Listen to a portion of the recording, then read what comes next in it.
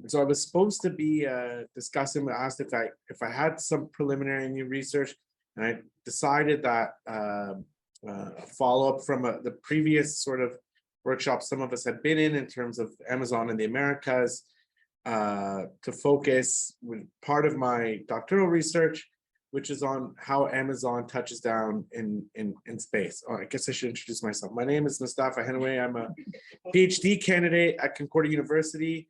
I'm not actually in industrial relations or in a labor program. I'm actually in geography, planning, and environment, and but focused on sort of the labor geographies of Amazon. And I'm also an organizer at the Immigrant Worker Center, and we're focused on organizing with warehouse workers, in particular Amazon workers as well. Both my work on Amazon is both as a practitioner and as a researcher. And so the main focus of my research has been around sort of how does Amazon affect sort of local economic trajectories, right? And so in particularly labor markets. And so one aspect of that is how does Amazon deal with regulatory frameworks outside of its sort of home base, the United States? And I think Quebec marks an interesting case study in particular because Amazon's expansion is new and began sort of just in 2020, right? And so, oh, wait, how come I see it here, but it doesn't? Oh, yes, what does this space? Choose for it's moving here, but it's. I don't know what everyone else is saying. Okay. So this was from the opening day of Amazon's first fulfillment center in Quebec, which was just actually in 2020, right? So as of September in 2021, Amazon in Canada more broadly operated 31 facilities and have been expanding towards their number of 46 facilities across Canada.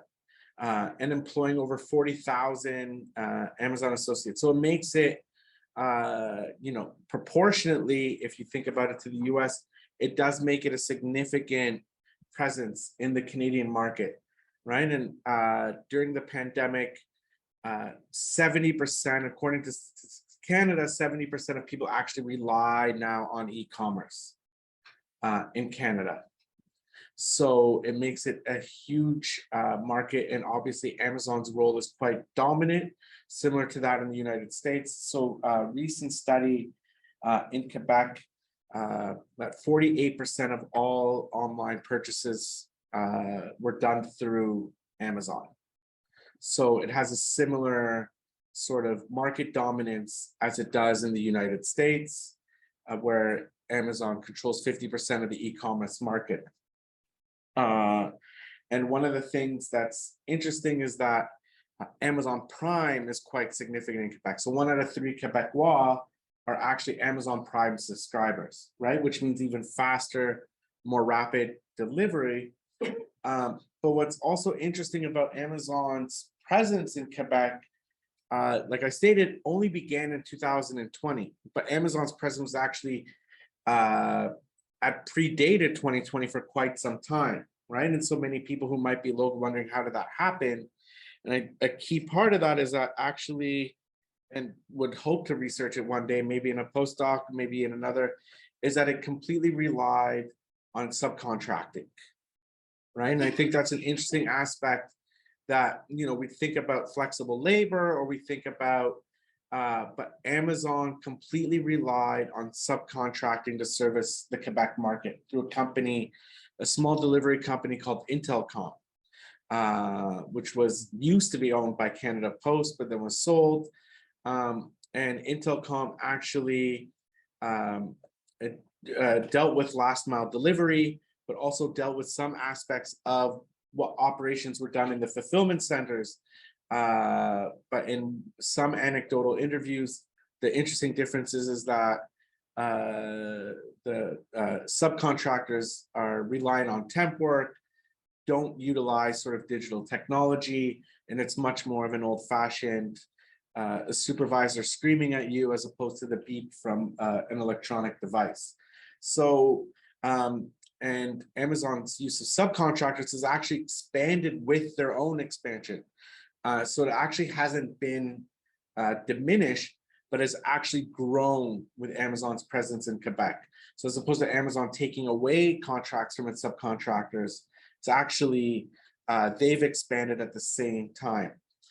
So currently, and one of the other reasons why Amazon has only entered now was that what came out in sort of press reports, particularly from Journal de Montréal, was that Amazon was in negotiations with the Quebec's government beginning in 2016 and 17, right? So clearly Amazon was trying to leverage the best deal it would get before it actually opened up its facilities in Quebec, right? So I think that's something that we've seen journalistic accounts, and I think, but it's another aspect of how Amazon expands and when and why it expands that's also really important, that it's not just simply about sort of market conditions, but, you know, sort of what does it squeeze out of local states and communities. And one aspect that the other presenters talked about was actually Amazon Web Services, right? So that's a big part of it, right? So it leverages, because Amazon's actual logistics operations don't actually make profit, don't generate profit in sort of the classical sense. They generate cash flows for Amazon, and Jeff Bezos is quite open about this.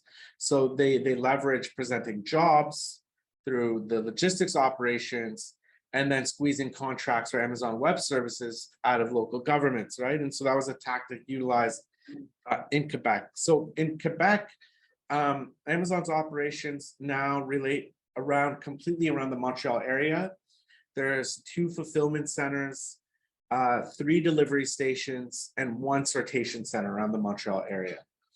And also, none of these are the very large ones that, you know, not like JFK8 on Staten Island, or, you know, in Bad Hatzfield in Germany. So, you know, YUL2 employs something like 250 people. The one in Vaudreuil is, you know, higher. It employs up to 500. And the delivery stations only employ about 100 people per delivery station, which deal with the last mile delivery. But that 100 people doesn't count the subcontracted delivery service providers, the actual people who do the driving. And so my real research question is then, how is Amazon's model of fast and free shipping and its labor management techniques are enabled or limited by Quebec's sort of regulatory frameworks? And what kind of strategies does Amazon use to be able to achieve its model of fast and free shipping? So kind of, I'm just gonna skip this, but sort of, I guess, similar to Scott's research, sort of building off of sort of varieties of capitalism, using a more sort of geographic political economy perspective of variegated capitalism, sort of, which has differences in terms of from the varieties of capitalism approach, in terms of the scale of comparison, you know, in terms of looking at both regional or local, but then also international scale, but then also allowing, you know, to look at both sort of the coupling between firms, multinational firms, and different, you know, scales of regulatory frameworks that shape those conditions.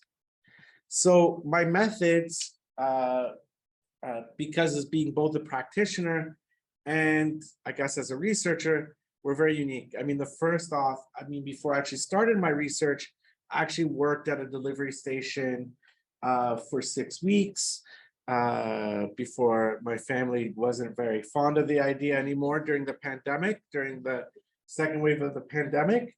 And then participated sort of, you know, my own community organizing work as we began to work with our members, doing a lot of casework of Amazon workers, and kind of it was the stars aligned. You know, it wasn't that I was pushing it, but people were beginning to come out of the woodwork, and as well as sort of semi-structured interviews with former and current Amazon workers and trade unionists, and also building a relationship and supporting the work of MAU, which is the Montreal Amazon Workers Union, which hasn't formally unionized workplace. So there's no workplace in Quebec that has a union yet.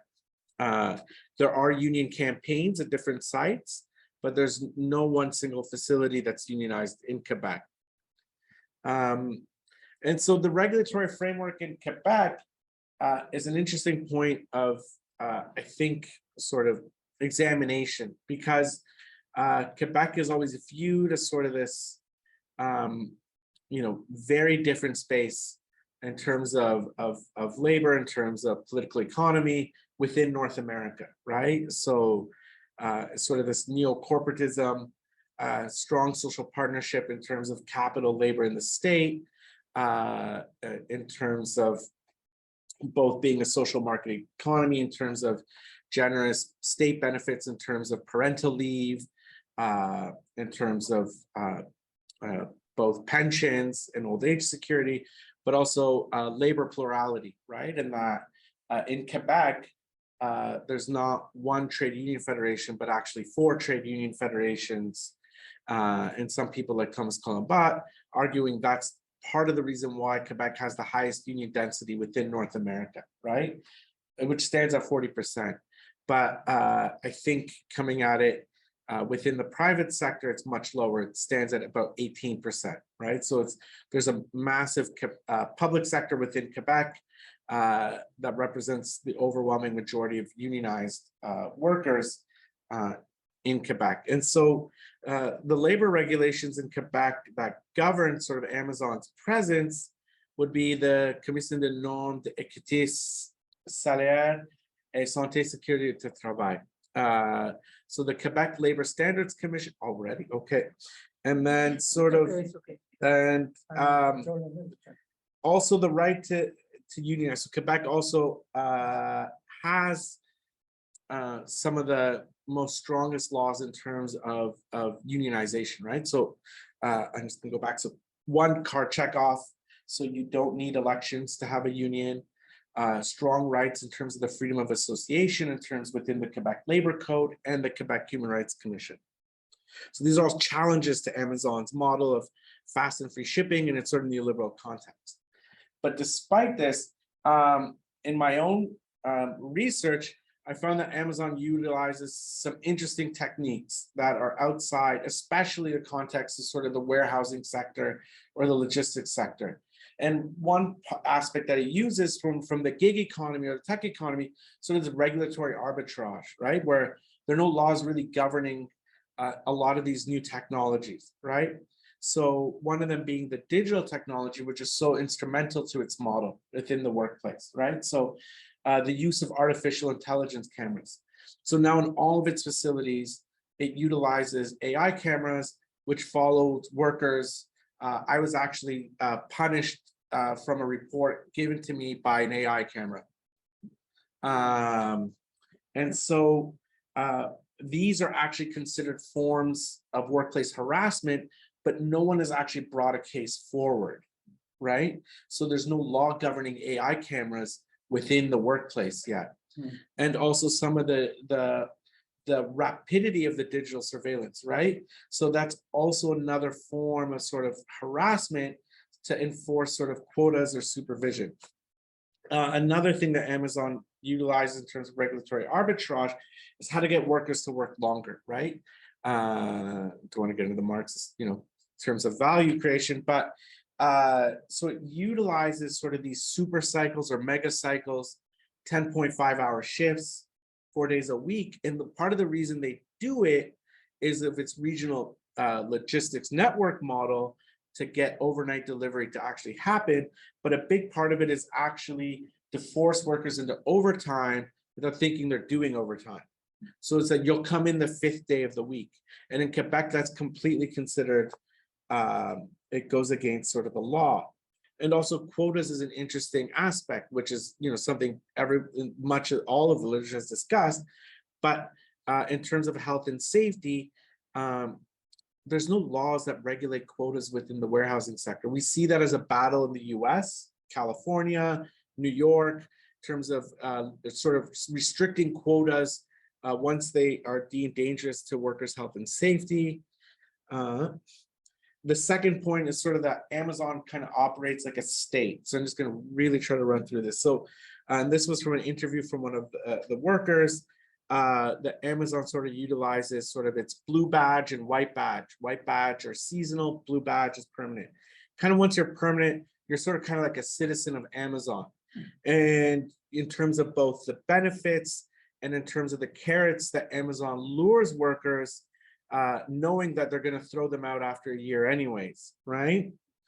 But this ideological sort of part of Amazon's model is sort of key to ensuring the ability to continue high worker turnover, lure new workers, sort of weed out the weak from the strong. So things like My Voice, where workers can express themselves, sort of the benefits that Amazon supposedly gives workers, such as parental leave, accommodation, and a lot of that is actually sort of this way of filling the gap, especially the US, of the welfare state, right? So it's a big attractor for workers, but Amazon's turnover rate is 150% in the US, making it 1 out of 30 Americans have either worked or worked for Amazon.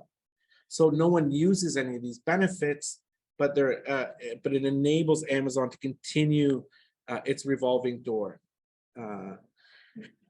In terms of health and safety, in terms of injuries that was talked about, so there was research that was done. So in 1 year alone, 79 workers out of 800 workers had a workplace injury or accident at Amazon's 2 facilities. And 800 is including managers, tech staff. So if you whittle that down, you're looking at closer to 500 workers. It's a massive injury rate of nearly 20%. And so how do they contain sort of the conflicts that arise from their model, in terms of workplace injuries, in terms of quotas, in terms of digital surveillance? And it goes back to Amazon, the state, where they use these internal mechanisms. So AmCare is one of them. I don't know if people, it's maybe not in the other places in the Americas, but in North America. So AmCare is its internal healthcare provision, right? Nurses and whatnot. And so Amazon, through my research, Amazon uses AmCare, and there was a case actually in the US in New Jersey where they use AmCare to deflect people from using or filing complaints at Quebec's Occupational Health and Safety Board, right? Just go home, take some Tylenol, 2 weeks pay, come back. And then by the time workers actually go file a complaint, it's too late because they didn't see a medical professional and they didn't file the reports that you need to within the same day or once you find out about your injury. What do you mean? Okay, internal arbitration. So Amazon uses a third-party company in San Diego. So when workers feel that they are being investigated or would like to file a complaint. And then the other is sort of what workers are beginning to describe as fire and bribe. So after 1 year, workers are slowly realizing that they're getting pushed out the door and they're not being promised sort of the promotions that they were. So, and sort of it deals a lot with their favoritism. So, I mean, in conclusion, Amazon is affected by the regulatory framework, but despite this, Amazon utilizes, I think, new strategies that it's imported both from, Seattle and sort of the tech world, but then also is really pressed to not let regulations sort of hinge their model. And I think that's a big part of their strategy, especially in areas where there's gray zones. But I think it allows Amazon workers to not just push within the work floor, but also to push the local governments to actually enact regulations that could potentially restrict Amazon. So I'll leave it at that. Thank you. So much.